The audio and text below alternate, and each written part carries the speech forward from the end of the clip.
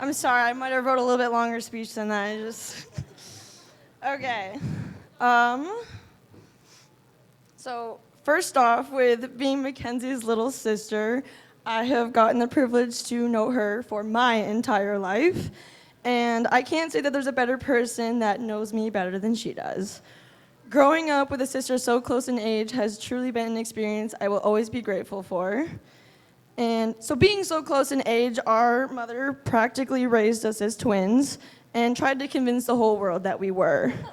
We had the same hair, same clothes, and for a little while we had the same height.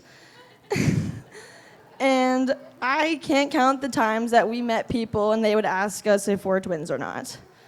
There are countless stories that I could tell you tonight, but many of the adventures we made together, like our cringy iMovies, the music videos we made together, starting a band, and making new games outside, and so much more. And I guarantee you that every single one of those events ended up in one of us storming off and pouting, but about 10 minutes later, we'd make up and continue to play with each other.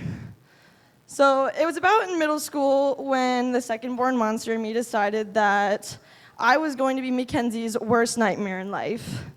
As she matured, her natural instinct as a big sister was to be my second mom, and as a middle schooler, I was not about to let that slide. So I told myself that the twin label would be no longer. Kenzie decided to be a little show choir phenomenon, and I decided to be sports. Mackenzie wanted to have the maturity of my mom, and so I took after my dad. She became a fan of musicals, and I took up rap and country as my music. And I did everything in my power to be completely opposite of her.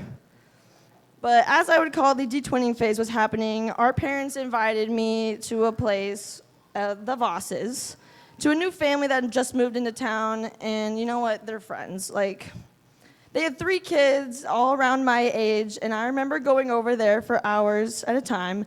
I saw Brock, and I looked at Kenzie, who was just staring off into space into this man's eyes. I can't even tell you. And at that, I immediately thought to myself, oh shit, here we go again. Another one of Kenzie's crazy middle school giggly boy crushes to add to her list. Our parents ended up becoming great friends, so we were over there a lot, which means I got a front row seat of watching Mackenzie trying to win over a boy that was 2 years older than her. Let me tell you, it was the most entertaining thing I've ever watched in my entire life.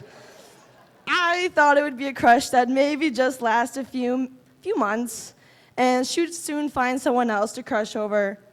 But I was completely wrong. Years go by, and I can't even explain how, but Mackenzie started talking to Brock, and Brock finally liked her back. After years of Mackenzie crushing, she finally won Brock's heart. And for the record, Mackenzie was so excited that she had finally won over Brock's heart that the first night that they ever hung out, Mackenzie forgot to come home that night.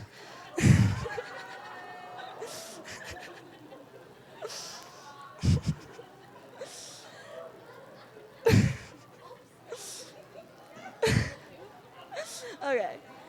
Now, the story of how they got together I thought would be the most exciting part, but I was completely wrong. I've gotten to watch their love grow into something that I thought was unimaginable. Brock has been whatever Mackenzie needs in her life whenever she needs it. I've never seen someone handle her with so much happiness, care, and love.